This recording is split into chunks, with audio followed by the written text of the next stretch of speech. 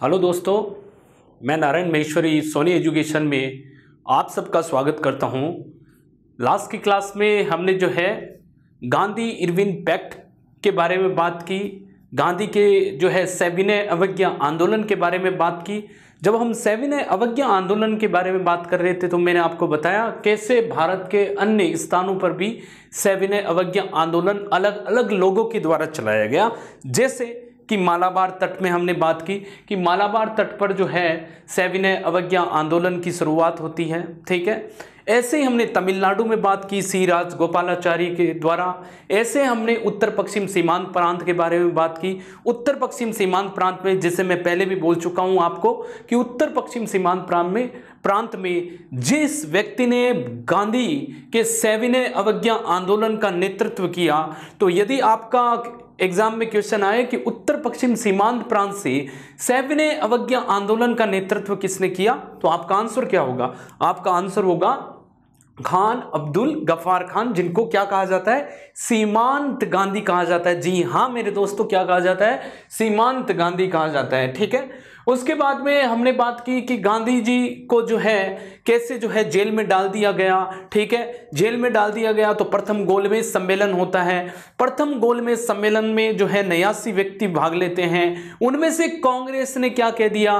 कांग्रेस ने कह दिया, जो भारत का उस समय का सबसे बड़ा राजनीतिक दल, आज तो नहीं है, ठीक है, उस समय का, आज नहीं है, उस समय का सबसे बड़ा राजनीतिक दल जिसने जो है भाग लेने से मना कर दिया।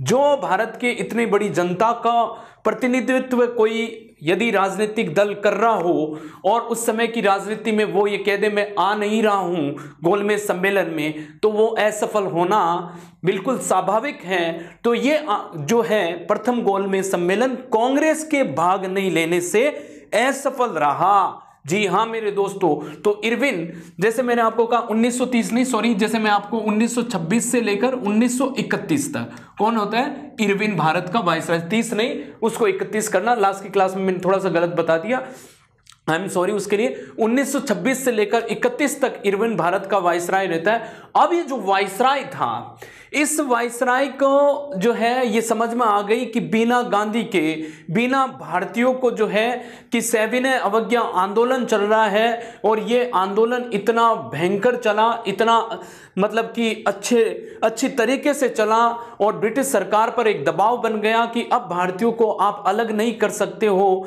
भारतीयों से बात करनी ही पड़ेगी। इसलिए इन्होंने गोलमेज सम्मेलन को जो है बुलाया। गोलमेज सम्मेलन में जो है इन्होंने जो है क्या किया, इन्होंने जो है भारतीयों के साथ में साइमन कमीशन की जो रिपोर्ट थी उसको जो है विचार विमर्श करने के लिए इन्होंने 3 गोलमेज सम्मेलन का आयोजन कहां किया? इंग्लैंड में किया। प्रथम ने, जैसे हमने देखा कि यानी कि कांग्रेस ने भाग नहीं लिया तो असफल रहा। अब जो है द्वितीय गोलमेज सम्मेलन होने वाला था, 7 सितंबर से होने वाला था। 7 सितंबर 1931 से लेकर 1 दिसंबर 1931 तक होने वाला था। तो अब क्या किया जाए? तो इसके लिए जो है यानी कि हम कह सकते हैं कि इरविन ने गांधी के साथ में जो है समझौता किया, और समझौता किया जिसको दिल्ली समझौते के नाम से जाना जाता है। फिर मैंने आपको बताया क्या क्या इसमें बातें हुई। तो उसमें जो है यानी कि इरविन यहां तक रहता है भारत का वाइसराय, ठीक है। अब जब हम बात करते हैं कि यहां से कि दिल्ली समझौता हुआ, दिल्ली समझौता या गांधी इरविन पैक्ट, ठीक है, गांधी इरविन पैक्ट जिसको कहते हैं गांधी इरविन समझौता या पैक्ट इंग्लिश में क्या देते हैं? गांधी इरविन, या इसी को क्या कहते हैं? गांधी इरविन समझौता, ठीक है। ये कब हुआ दोस्तों? 5 मार्च 1931 को हुआ। कब हुआ?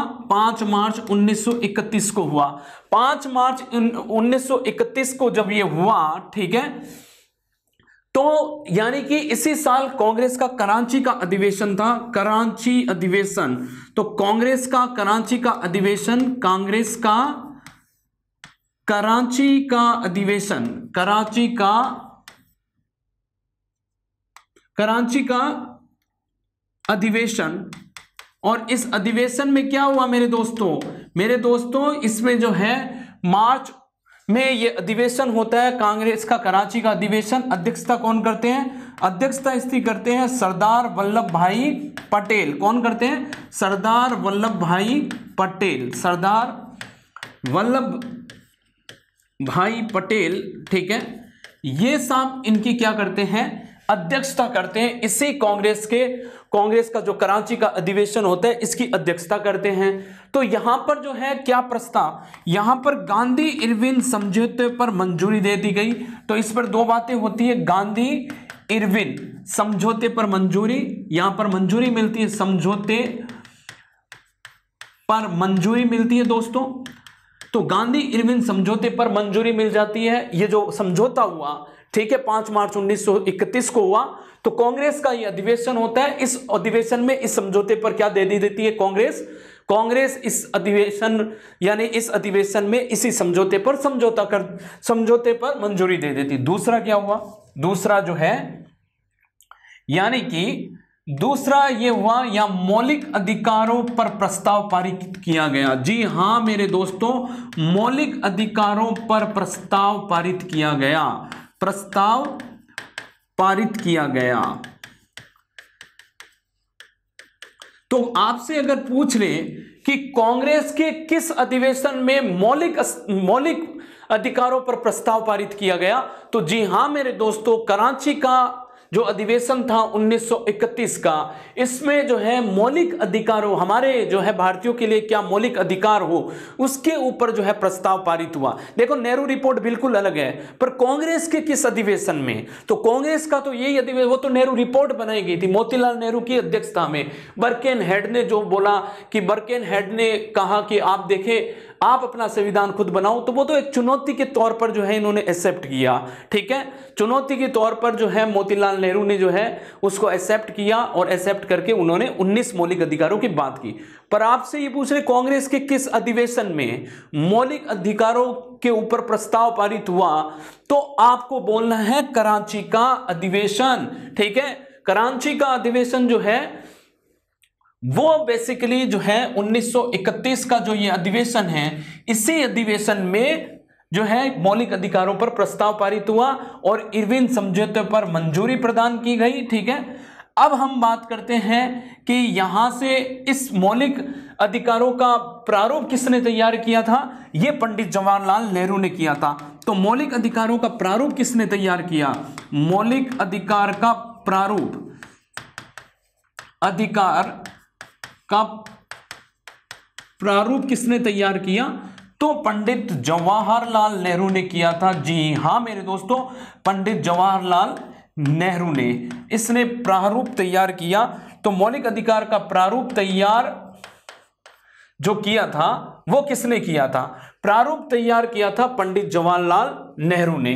तो ये हमने बात की गांधी इरविन समझौते के बाद में कराची अधिवेशन में इसको हरी झंडी दे दी गई, ठीक है दोस्तों।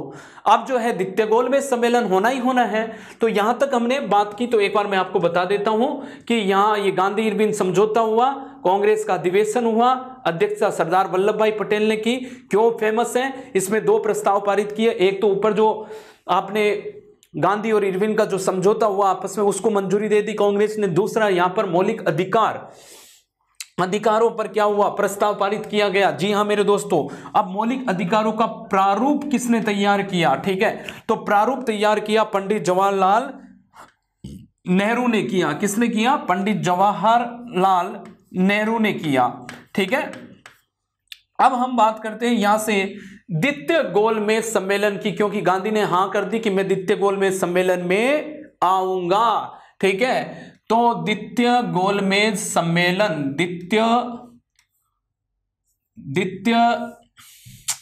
द्वितीय गोलमेज सम्मेलन, गोलमेज सम्मेलन, ठीक है, कब से कब हुआ? तो ये हुआ 7 सितंबर से लेकर 1 दिसंबर, ठीक है, 1931 तक, ठीक है। तो 1 सितंबर 1931 से लेकर 1 दिसंबर 1931। तो 1 सितंबर मैं यह लिख देता हूं आपके हिसाब से 1931 से 1 दिसंबर 1931 तक हुआ। ठीक है दोस्तों मेरे। अब जब हम बात करते हैं कि इस सम्मेलन में ये एकमात्र 3 सम्मेलन हुए, 3 सम्मेलन में एकमात्र सम्मेलन था कि यहां जो है हम कह सकते हैं कि भारतीय राष्ट्रीय कांग्रेस ने भाग लिया। तीसरे में नहीं लेगी कांग्रेस भाग। ठीक है, तो कांग्रेस ने जो है कब भाग लिया? कांग्रेस ने भाग लिया खाली जो है द्वितीय गोलमेज सम्मेलन, प्रथम में नहीं लिया, मैंने आपको बता दिया, तीसरे में भी नहीं लेगी। तो एकमात्र आपका एग्जाम में क्वेश्चन आए कि एकमात्र ऐसा कौन सा सम्मेलन है जिसमें कांग्रेस ने भाग लिया, तो आपका आंसर होगा, क्या आंसर होगा? आपका आंसर होगा द्वितीय गोलमेज सम्मेलन। अब हम बात करते हैं यहां पर। ठीक है, द्वितीय गोलमेज सम्मेलन के समय ब्रिटेन का प्रधानमंत्री, एक बार देख लेते हैं,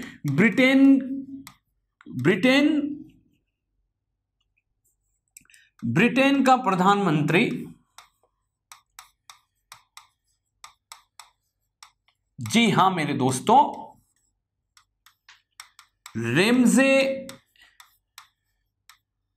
मैकडोनाल्ड। ठीक है, रेमजे मैकडोनाल्ड था और इन्हीं ने जो है द्वितीय गोलमेज सम्मेलन की अध्यक्षता की। तो अध्यक्षता किसने की? अध्यक्षता इन्होंने की द्वितीय गोलमेज सम्मेलन की। तो द्वितीय गोलमेज सम्मेलन की अध्यक्षता की इन महानुभावों ने।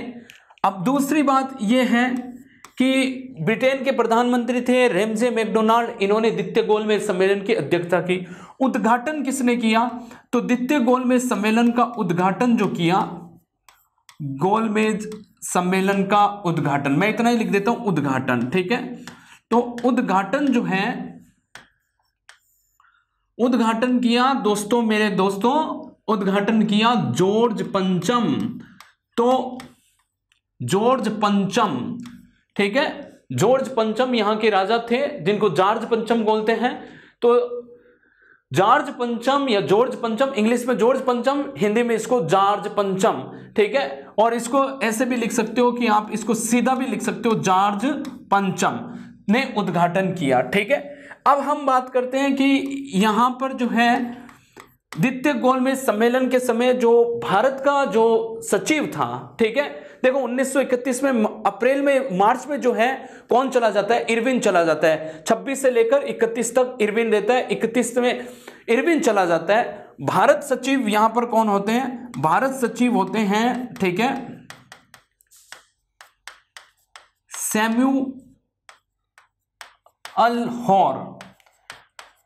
सैमुअल हॉर जो होते हैं वो भारत सचिव होते हैं। और भारत का वाइसराय चेंज हो जाता है 1931 से लेकर 36 तक। जो भारत का वाइसराय आता है उसका नाम होता है विलिंगटन। क्या होता है? विलिंगटन होता है। तो भारत का वाइसराय कौन होता है द्वितीय गोलमेज सम्मेलन में? भारत का वाइसराय। इरविन कब चलता है? इरविन मार्च में चला जाता है 1931 में। ये कब हो रहा है? सितंबर में हो रहा है। नया वाइसराय आ चुका है भारत के लिए। तो वो नया वाइसराय का नाम क्या है? विलिंगटन।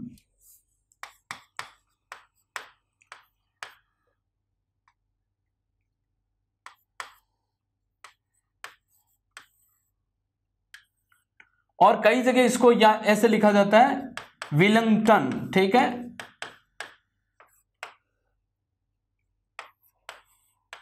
तो कहीं दिक्कत नहीं है, घबराने की जरूरत नहीं है। आप तो विलिंगटन याद रखना, विलिंगटन।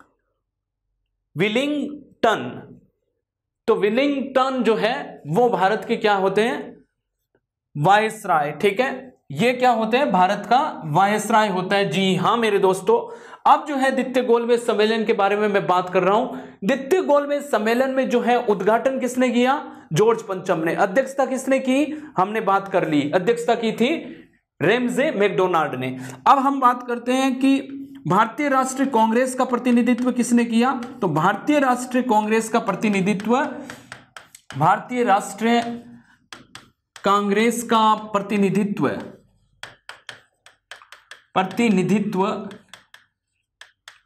किसने किया? भारतीय राष्ट्रीय कांग्रेस का प्रतिनिधित्व किया महात्मा गांधी। किसने किया? महात्मा गांधी। तो महात्मा गांधी ने किया। महात्मा गांधी ने, ठीक है दोस्तों, तो महात्मा गांधी ने किया। अब महात्मा गांधी जो है, आपसे एक सवाल पूछा जाता है, ऐसे तो है तो बड़ा बेतुका सा सवाल, फिर भी पूछा जाता है तो पूछा जाता है, हम कुछ नहीं कर सकते हैं, ठीक है। जब हम कुछ नहीं कर सकते हैं तो हमको पढ़ना पड़ेगा। तो कौन सी जहाज से गए भारत, यानी कि जहाज से गए ब्रिटेन गए। ब्रिटेन में जो है सेंट जेम्स जॉर्ज में जो है ये मतलब पूरी बैठक जो है आयोजित हो रही थी। तो जेम्स पैलेस जो बोला जाता है, सेंट जेम्स पैलेस, ठीक है, तो यहां पर ये पूरी बैठक का आयोजन हो रहा था। तो ये भारत से जब इंग्लैंड गए तो कौन से जहाज से गए, तो गांधी SS राजपुताना जहाज से गए। कौन से जहाज से, तो इंग्लैंड गांधी किससे गए, इंग्लैंड यात्रा की गांधी ने, यानी हम कह सकते ब्रिटेन की यात्रा गांधी ने की यात्रा SS राजपुताना जहाज। तो SS राजपुताना जो जहाज था उस पे जो है गांधी ने हम कह सकते हैं इसमें बैठकर गांधी कहां गए, इंग्लैंड गए। तो महात्मा गांधी ने किसका प्रतिनिधित्व किया, भारतीय राष्ट्रीय कांग्रेस का प्रतिनिधित्व किया। तो गांधी ने किसका प्रतिनिधित्व किया, जी हां मेरे दोस्तों, भारतीय राष्ट्रीय कांग्रेस का। ब्रिटेन की यात्रा किससे की, SS राजपुताना नामक जहाज से की। तो SS राजपुताना नामक जहाज से जो है गांधी ने यात्रा की ब्रिटेन की, SS राजपुताना जहाज से। अब हम बात करते हैं भारतीय महिलाओं का प्रतिनिधित्व किसने किया। तो जी हां मेरे दोस्तों, भारतीय महिलाओं का प्रतिनिधित्व, भारतीय महिलाओं का प्रतिनिधित्व, महिलाओं का प्रतिनिधित्व, तो भारतीय महिलाओं का प्रतिनिधित्व वो किया, किसने किया, सरोजनी नायडू ने किया, ठीक है। तो सरोजनी नायडू ने भारतीय महिलाओं का प्रतिनिधित्व किया, सरोजनी नायडू, ठीक है। सरोजनी नायडू को यानी कि भारतीय महिलाओं का प्रतिनिधित्व किया। अब हम बात करते हैं यहां से, जी हां मेरे दोस्तों, कि मैं आपको एक और चीज बता देता हूं यहां पर सिर्फ, कि एकमात्र व्यक्ति जिन्होंने तीनों गोलमेज सम्मेलन में भाग लिया, एक सवाल आता है, प्रथम में भी लिया, द्वितीय में भी लिया, तृतीय में भी लिया, तो उनका नाम होगा डॉक्टर भीमराव। ऐसे नेता जिन्होंने तीनों गोलमेज सम्मेलन में भाग लिया। तो ऐसे व्यक्ति थे, ऐसे नेता थे जिन्होंने तीनों गोलमेज सम्मेलन में भाग लिया, तो हम कहेंगे डॉक्टर भीमराव अंबेडकर। तीनों गोलमेज सम्मेलन में, गोलमेज सम्मेलन में भाग लिया, ठीक है। कौन थे, डॉक्टर अंबेडकर। तो डॉक्टर अंबेडकर जो थे, डॉक्टर अंबेडकर जो है, इन्होंने तीनों गोलमेज सम्मेलन में भाग लिया, ठीक है। तो ये बहुत इंपॉर्टेंट सवाल है, ठीक है, ये बहुत इंपॉर्टेंट सवाल, डॉक्टर अंबेडकर। देखो दोस्तों, यहां पर सब कुछ अच्छा चल रहा था, पर जो है सांप्रदायिकता के मुद्दे पर लेकर गांधी और अंबेडकर के बीच में यहां पर ठन चुकी थी। फ्रैंक मोरेसे नामक एक व्यक्ति, अंग्रेज व्यक्ति था, जब गांधी को उन्होंने अर्धनग्न फकीर भी कहा वहां पर, ठीक है। अब हम बात करते हैं कि यहाँ जो है बेसिकली ये सारी चीज़ें हमने पढ़ने के बाद में आपको एक चीज़ बताऊं, ये सब अच्छा चल रहा था, पर यहाँ पर जो है पृथक निर्वाचन प्रणाली को लेकर, सांप्रदायिकता को लेकर गांधी और अंबेडकर के बीच में विवाद हो जाता है। और वो विवाद क्या था, विवाद ये था कि द्वितीय गोलमेज सम्मेलन में अंबेडकर साहब भी गए हुए थे, गांधी भारतीय राष्ट्रीय कांग्रेस का प्रतिनिधित्व कर रहे थे, सब कुछ अच्छा चल रहा था। और यहाँ पर जो है पृथक निर्वाचन प्रणाली को लेकर अंबेडकर और गांधी के बीच में विवाद होता है। क्या होता है, अंबेडकर साहब ये कहते हैं कि जैसे मुसलमानों को पृथक निर्वाचन प्रणाली दी गई है, वैसे ही भारतीय दलितों को भी पृथक निर्वाचन प्रणाली दी जाए, ये मांग थी इनकी। किसकी, ये मांग थी अंबेडकर साहब की। तो गांधी ने सोचा ये तो बड़ा जो है विकट स्थिति हो जाएगी अगर जो है अभी तो जो है संप्रदाय के नाम पर जो है लोग पृथक निर्वाचन प्रणाली की मांग कर रहे थे। मुस्लिम क्या कर रहे थे कि हम हिंदुओं से अलग है, इसलिए हमको क्या है पृथक निर्वाचन प्रणाली चाहिए, यानी कि कोई भी मुस्लिम कैंडिडेट किसी चुनाव के लिए खड़ा होगा तो सिर्फ उसको मुस्लिम समुदाय ही वोट दे सकता है। इसी को हमने पृथक निर्वाचन प्रणाली कहा और इसकी बात मैं पहले भी कर चुका हूं क्लास में। ऐसी डिमांड जो है अब जो है अंबेडकर साहब किसके लिए करने लगे, ऐसी डिमांड अंबेडकर साहब जो है वो करने लगे दलितों के लिए, कि भारत के जो दलित जो जाति है, जो निम्न जाति हैं, उनके लिए जो है हमको क्या चाहिए, हमको चाहिए पृथक निर्वाचन प्रणाली। यानी गांधी ने देखा अब हिंदुओं को जो है, अब हिंदू अगर जाति के नाम पर बंटने लग गए तो कभी ये देश एक नहीं होगा। कल के दिन राजपूत ये कहेगा कि मुझे पृथक निर्वाचन प्रणाली चाहिए, जाट ये कहेंगे मुझे पृथक निर्वाचन प्रणाली चाहिए, बनिया ये कहेंगे मुझे पृथक निर्वाचन प्रणाली चाहिए, यादव ये कहेंगे, फिर कोई अन्य जातियां आ जाएगी वो ये कहेगी कि हमको जो है, यानी ब्राह्मण ये कहेंगे कि हमको पृथक निर्वाचन प्रणाली चाहिए। तो हिंदुओं में जो है कभी एकता नहीं होगी और एकता के आधार पर हमको कभी आजादी नहीं मिली। आज तो दलितों की बात हुई है, कल किसी और जो है समुदाय कास्ट का नेता खड़ा हो जाएगा, जाति का नेता खड़ा हो जाएगा, वो जो है पृथक निर्वाचन प्रणाली की बात करेगा। तो गांधी ने कहीं न कहीं देश की एकता पर बड़ा खतरा बताया इस पूरी दल जो है अंबेडकर की इस नीति को। तो गांधी ने जो है इस पूरे द्वितीय गोलमेज सम्मेलन को बीच में छोड़कर 28 दिसंबर 1931 के दिन, जी हाँ मेरे दोस्तों, 28 दिसंबर 1931 के दिन गांधी वापस भारत पहुंच जाते हैं। और भारत जब पहुंचते हैं तो गांधी वायसराय वेलिंगटन से बातचीत करने का समय मांगते हैं, पर वेलिंगटन इनको समय नहीं देता है गांधी को। ठीक है, जब गांधी को वेलिंगटन समय नहीं देता है तो यहां से जो है चीजें थोड़ी सी जो है गड़बड़ चीजें चालू हो जाती है। वेलिंगटन ने जो है बेसिकली गांधी को समय नहीं दिया, तो गांधी ने द्वितीय यानी सविनय अवज्ञा आंदोलन को वापस से जो है चालू कर दिया।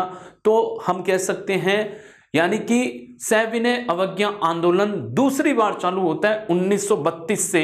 तो यानी कि जनवरी में कांग्रेस ने कांग्रेस की जो कार्यकारिणी समिति थी उसने जो है वापस हरी झंडी दे दी और गांधी ने सविनय अवज्ञा आंदोलन 1932 से चालू कर दिया। 28 दिसंबर 1931 को गांधी भारत आते हैं। अब क्या है, वेलिंगटन से मांगते हैं, यानी कि समय मांगते, मैं आपसे बात करना चाहता हूं। वेलिंगटन ने जो है बात करने से मना कर दिया।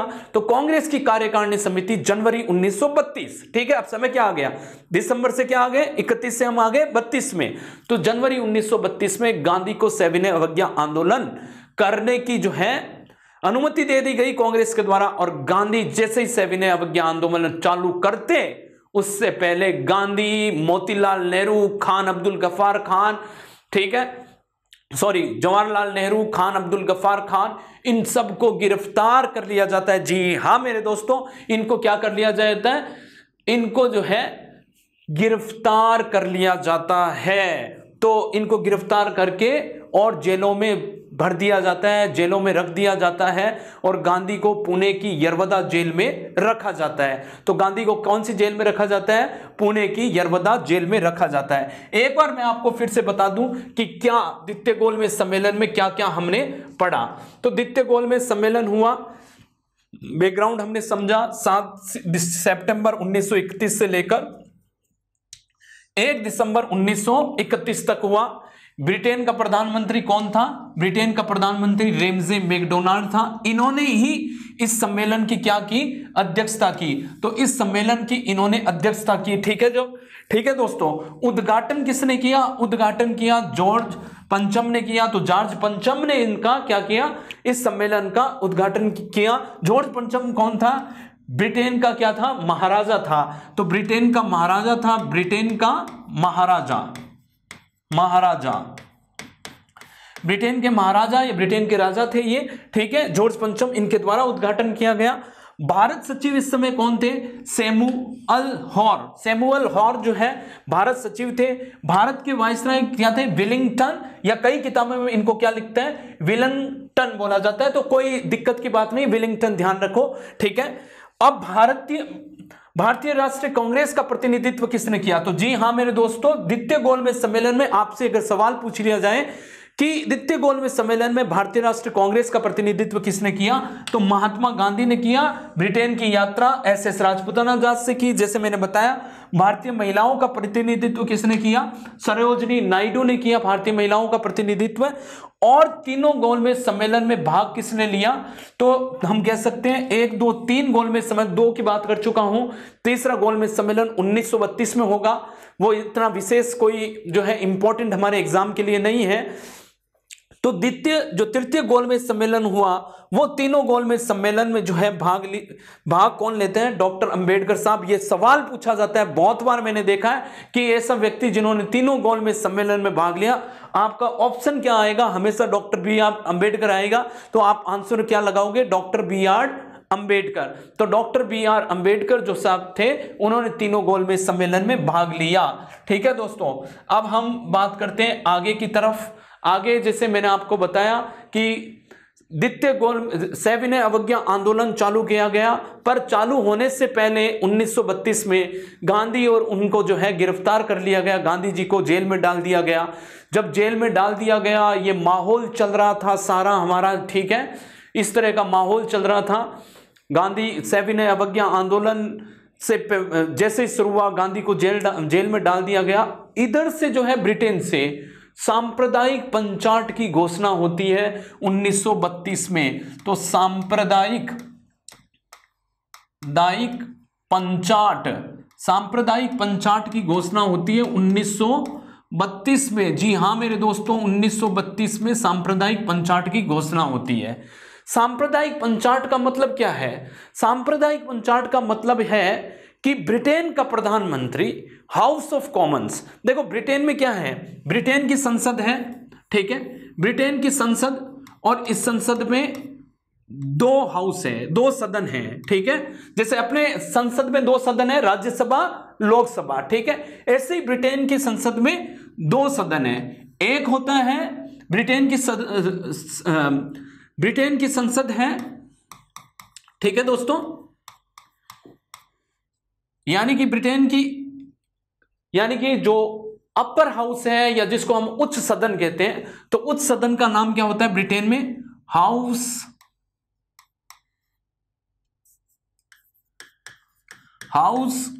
ऑफ लॉर्ड, ठीक है।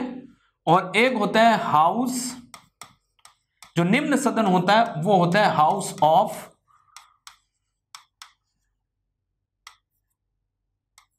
कॉमन। तो हाउस ऑफ कॉमन और हाउस ऑफ लॉर्ड हमारे क्या होता है? हमारा ऊपर यानी उच्च सदन कौन सा होता है? राज्यसभा। निम्न सदन कौन होता है? निम्न सदन कौन सा होता है? लोकसभा। यहां उच्च सदन कौन सा है? हाउस ऑफ लॉर्ड और हाउस ऑफ कॉमन। ब्रिटेन का प्रधानमंत्री ने जो हाउस ऑफ कॉमन से ये घोषणा की, ब्रिटेन का जो प्रधानमंत्री था कौन था? इस समय रैमजे मैकडोनाल्ड था। उन्होंने सांप्रदायिक पंचाट की घोषणा की 16 अगस्त 1932 के दिन। जी हां मेरे दोस्तों, 16 अगस्त 1932 के दिन सांप्रदायिक पंचाट की घोषणा कहां से करते हैं? हाउस ऑफ कॉमन, जो ब्रिटेन के पार्लियामेंट का जो यानी कि एक सदन है। तो ब्रिटेन के पार्लियामेंट के सदन का, ब्रिटेन के हम कह सकते हैं संसद का एक जो है सदन है जिसका नाम है हाउस ऑफ कॉमन्स, वहां से 16 सितंबर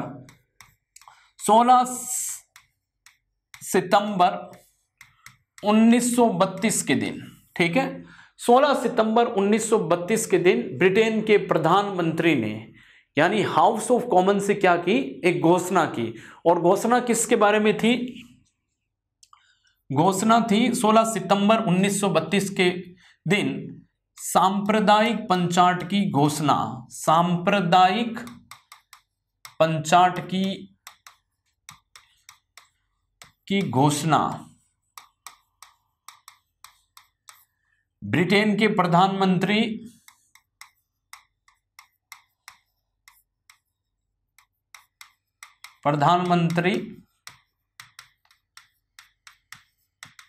रैमजे मैकडोनाल्ड के द्वारा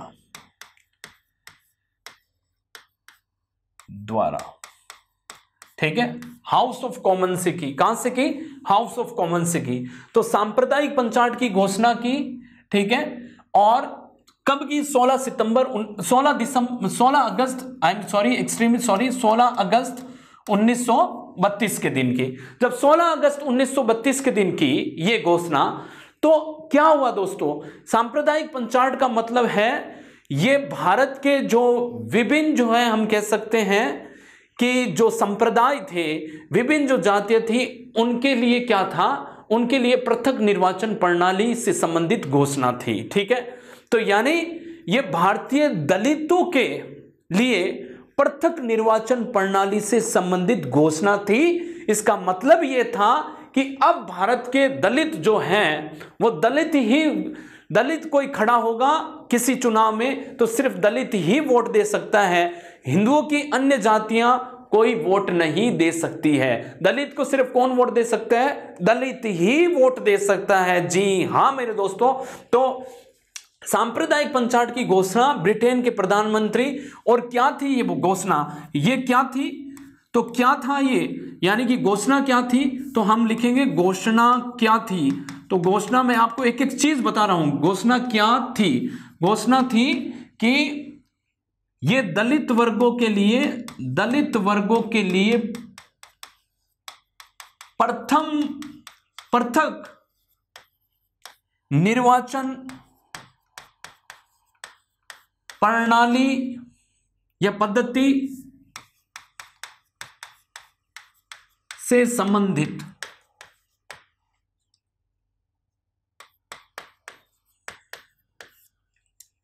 तो ये क्या थी? दलित वर्गों के लिए पृथक निर्वाचन प्रणाली से संबंधित थी, यानी कि अब मुसलमानों के अलावा दलितों को भी पृथक निर्वाचन प्रणाली दी जाएगी। ऐसे बहुत सारे समुदायों को पृथक निर्वाचन प्रणाली दी गई, ईसाई को दे दी गई, ईसाइयों को दी गई। तो इस तरह से भारत में जो है हम कह सकते हैं कि दलित वर्गों के लिए पृथक निर्वाचन प्रणाली से संबंधित था। जी हाँ मेरे दोस्तों, इस बात से देश का माहौल गर्मा गया था। ठीक है, और ये तो कहीं ना कहीं गांधी जी और जो है अंबेडकर के बीच में जो विवाद हुआ, उसी सांप्रदायिक पंचायत की घोषणा कौन कर देते हैं? ये महाशय रेमजे मैकडोनाल्ड कर देते हैं और हाउस ऑफ कॉमन से करते हैं। सांप्रदायिक पंचायत की घोषणा 16 अगस्त 1932 के दिन हो जाती है। अब देखिए कि गांधी जी, नेचुरली गांधी जी इसके लिए कुछ ना कुछ तो करेंगे। तो गांधी जी जो है यानी 20 सितंबर सांप्रदायिक पंचायत की घोषणा के खिलाफ या विरुद्ध गांधी जी ने यानी 20 सितंबर 1932 के दिन, 20 सितंबर 1932 के दिन पूना की यरबदा जेल से गांधी ने आमरण अनशन की शुरुआत की।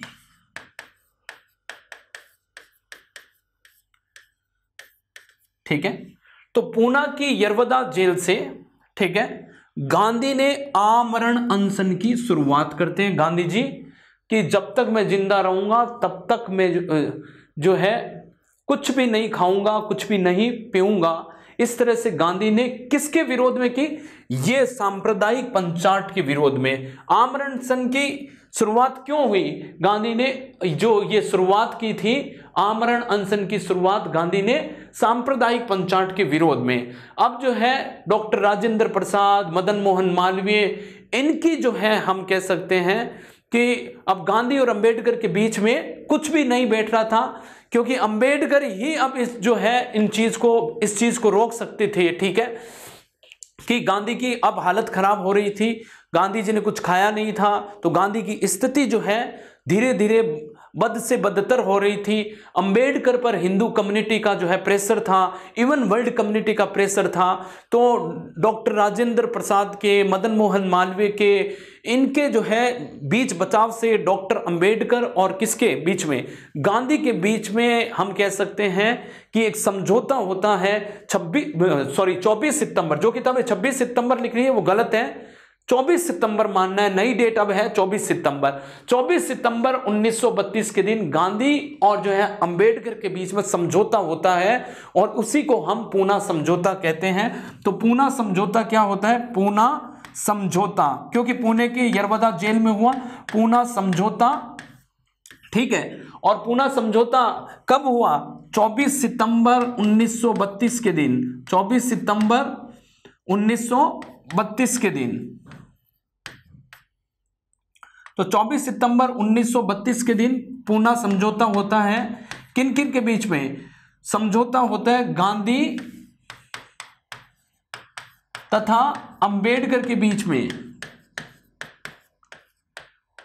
अंबेडकर के बीच में होता है, गांधी तथा अंबेडकर के बीच में। और ये समझौते में क्या होता है? ये समझौता किसके बीच में? गांधी तथा अंबेडकर के बीच में। दूसरा, इस समझौते में क्या होता है? इस समझौते में यह होता है पर दलितों की पृथक निर्वाचन प्रणाली की जगह दलितों को आरक्षित सीट दी गई। तो पृथक निर्वाचन प्रणाली की जगह निर्वाचन प्रणाली की जगह, अब भाई समझौता हुआ तो कोई ना कोई बात तो होगी।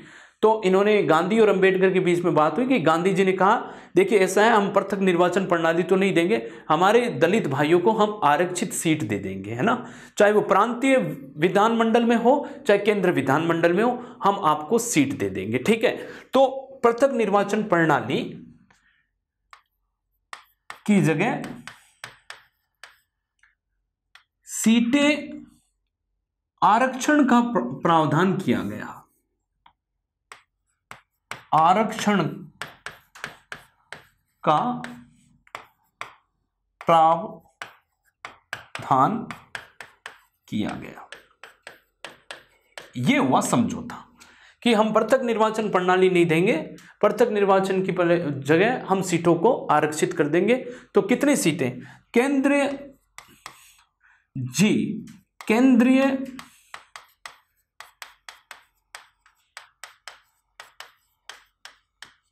केंद्रीय विधानमंडल में 18% सीट आरक्षित की गई, 18% सीट आरक्षित की गई, ठीक है। सीट आरक्षित, सीटें दी गई। और जो है प्रांतीय जो विधान परिषद या विधानमंडल जो थे उनमें 148 सीटें का प्रावधान रखा गया। जितने भी ब्रिटिश भारत के प्रांत हैं उसमें 148 सीट जो है किसकी? दलितों के लिए आरक्षित की गई। और इसी समझौते को क्या कहते हैं? इसी समझौते को कहते हैं पूना समझौता कहते हैं। जी हाँ मेरे दोस्तों, इसी समझौते, अब गांधी और अंबेडकर के बीच में पूना समझौता होता है 24 सितंबर, यानी कि 24 सितंबर 1932 के दिन होता है, ठीक है। और गांधी तथा अंबेडकर के बीच में होता है ये समझौता। तो एक बार मैं आपको समझा देता हूं इसकी बैकग्राउंड स्टोरी क्या है, ठीक है। एक बार हम देख लेते हैं ताकि आपके दिमाग में रह जाए। और हमारा यही काम है, मेरा यही और सोनी एजुकेशन का ये प्रयास रहता है ताकि आपकी जो चीजें हैं, ठीक है, हम जो पढ़ रहे हैं वो आपको बिल्कुल याद हो जाए, कंसेप्ट से बिल्कुल कंसेप्ट क्लियर हो जाए, क्यों हुआ, किस कंडीशन में हुआ और किसके कारण हुआ। तो सांप्रदायिक पंचाट जो है, ठीक है, सांप्रदायिक पंचाट,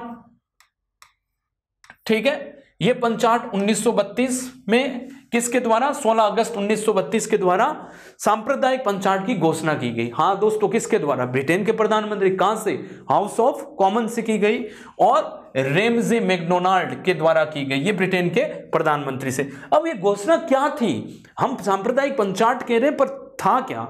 सांप्रदायिक पंचाट कुछ नहीं, यानी कि दलित वर्गों के लिए पृथक निर्वाचन प्रणाली से संबंधित था, जो मैं आपको बता चुका हूं, ठीक है। अब जो है इसके विरोध में महात्मा गांधी ने पुणे की यरवदा जेल से, जी हां मेरे दोस्तों, कौन सी जेल से? यरवदा जेल से जो है आमरण अनशन की शुरुआत की कि जब तक जीऊंगा कुछ भी नहीं खाऊंगा। और इसके विरोध में गांधी 20 सितंबर 1932 को बैठ गए। जब अब गांधी की स्थिति खराब हो गई, गांधी की जो है यानी हालत खराब हो रही थी। तो गांधी की हालत खराब हो रही थी, तो यहां से हम कहेंगे कि यहां से पूना समझौता होता है गांधी और अंबेडकर के बीच में 24 सितंबर 1932। ये क्या था पूना समझौता की? दो तीन चीजें जो मैंने आपको बताई है कि पृथक निर्वाचन प्रणाली की जगह आरक्षण का, सीटों का आरक्षण का प्रावधान किया गया, और जो है केंद्रीय विधानमंडल में 18% सीट, प्रांतीय विधानमंडल में कितने? 148 सीटें रिजर्व की गई। जी हां मेरे दोस्तों, 148 सीटें रिजर्व की गई। तो यहां से हमने बात की। अब जैसे ही पूना समझौता हुआ तो गांधी जी का जो है, यानी कि हम कह सकते हैं जैसे पूना समझौता हुआ तो गांधी का जो मन है वो कहीं ना कहीं अब जो है इन जो है सारी चीजों से हट गया था, और गांधी का मन जो है हरिजनों के उत्थान के लिए, ठीक है, अस्पृश्यता, छुआछूत को खत्म करने के लिए गांधी का मन जो है छुआछूत को खत्म करने के लिए चला गया। तो कहने का मतलब है पूना समझौता जैसे ही खत्म हुआ तो पूना समझौता खत्म के बाद में गांधी जी ने जो है हरिजन उत्थान के लिए उनका मन चला जाता है, और हरिजनों के उत्थान के लिए उनका कार्यक्रम जेल से ही चालू हो जाता है। तो 8 मई 1933 के दिन गांधी ने जो है पूना में, यानी कि छुआछूत को खत्म करने के लिए और अपने आप को शुद्ध करने के लिए 21 दिनों का उपवास किया। ठीक है, तो गांधी का जो है, अब ये छोटी सी जो है गांधी को मैं कह रहा हूं कि 8 मई 1833 को गांधी ने छुआछूत या अस्पृश्यता, छुआछूत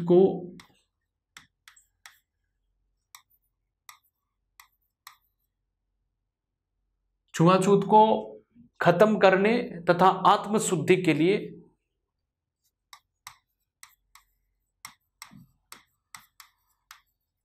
छुआछूत खत्म करने तथा आत्मशुद्धि के लिए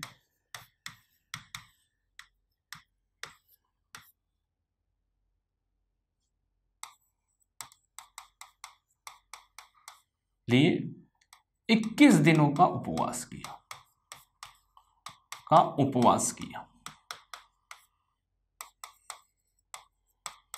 तो 21 दिनों का क्या किया? उपवास किया। अब जैसे उपवास खत्म हुआ, गांधी को जेल से रिहा कर दिया गया, ब्रिटिश अथॉरिटी द्वारा गांधी को जेल में रिहा कर दिया। 1932 में गांधी ने, जी हाँ मेरे सॉरी 1933, 1833 लिख दिया गया मैंने, 1933 में गांधी ने ये, और 1932 में गांधी ने अखिल भारतीय छुआछूत लीग की भी स्थापना की। ठीक है, तो 1932 में गांधी ने अखिल भारतीय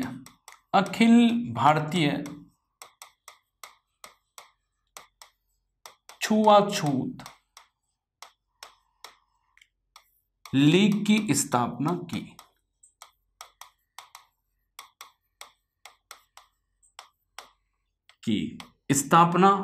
अखिल भारतीय छुआछूत लीग की स्थापना की। किसने की? महात्मा गांधी ने की। ठीक है, ये हम पढ़ ही रहे हैं। और फिर गांधी ने छुआछूत को खत्म करने के लिए 31 दिनों का उपवास भी किया। जी हाँ मेरे दोस्तों, गांधी ने क्या किया? उपवास किया 31 दिनों का। ठीक है,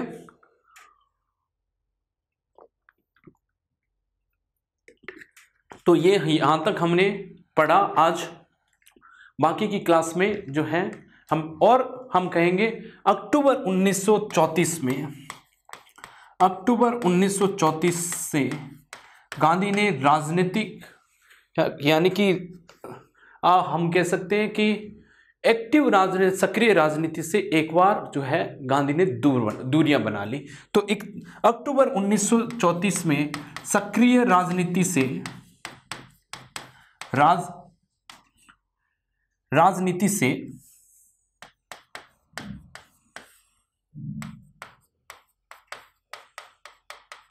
गांधी ने दूरी बनाई।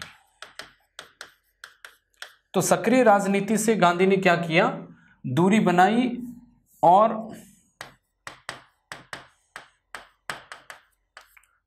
तो सक्रिय राजनीति से गांधी ने क्या बनाई, दूरी बनाई। ठीक है, तो ये बेसिकली हम कह सकते हैं अक्टूबर 1934 के बाद में गांधी ने थोड़ा सा अपने आप को साइड कर लिया। आपको मैंने बताया कि जैसे ही पूना समझौता हुआ उसके बाद में गांधी जी का 1932 में जब ये पूना समझौता, उसके बाद में गांधी जी ने जो है छुआछूत लीग की स्थापना की, छुआछूत लीग की स्थापना की, और गांधी का मन जो है पूरा का पूरा हरिजन उत्थान की तरफ चला गया। और हरिजन नामक उन्होंने जो है एक पत्रिका भी चलाई, वो मैंने आपको बताया भी था कि उन्होंने जो है हरिजन नामक एक पत्रिका का भी संपादन किया, जो मैंने आपको गांधी में पढ़ाया भी था, हरिजन नामक पत्रिका का। इसी समय उन्होंने इस पत्रिका का संपादन भी किया। ठीक है दोस्तों, तो यहां तक हमने पढ़ा। इंपॉर्टेंट चीजें जो आज हमारी इस क्लास में रही वो ये रहा कि कैसे सविनय अवज्ञा के आंदोलन के बाद में द्वितीय गोलमेज सम्मेलन होता है। द्वितीय गोलमेज सम्मेलन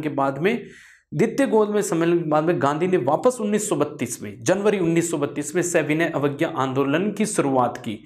ठीक है, शुरुआत की तो सविनय अवज्ञा आंदोलन की शुरुआत जैसे ही की तो गांधी को जेल में डाल दिया गया। इधर से सांप्रदायिक पंचायत की घोषणा हो जाती है। सांप्रदायिक पंचायत की घोषणा के बाद में अंबेडकर और गांधी के बीच में एक समझौता होता है, वही दलितों को लेकर। और फिर जो है इस समझौते में हमने बात की कि आरक्षित कुछ सीटें जो है किसको दी गई, आरक्षित सीटें दी गई दलितों के लिए, चाहे वो केंद्र विधानमंडल हो, चाहे वो फिर हो आपके प्रांतीय विधानमंडल में, कुछ जो सीटें आरक्षित की गई हमारे दलित भाइयों के लिए। तो ये आज की हमारी इस क्लास में था। आगे में हम और जो है इम्पोर्टेंट टॉपिक के बारे में बात करेंगे।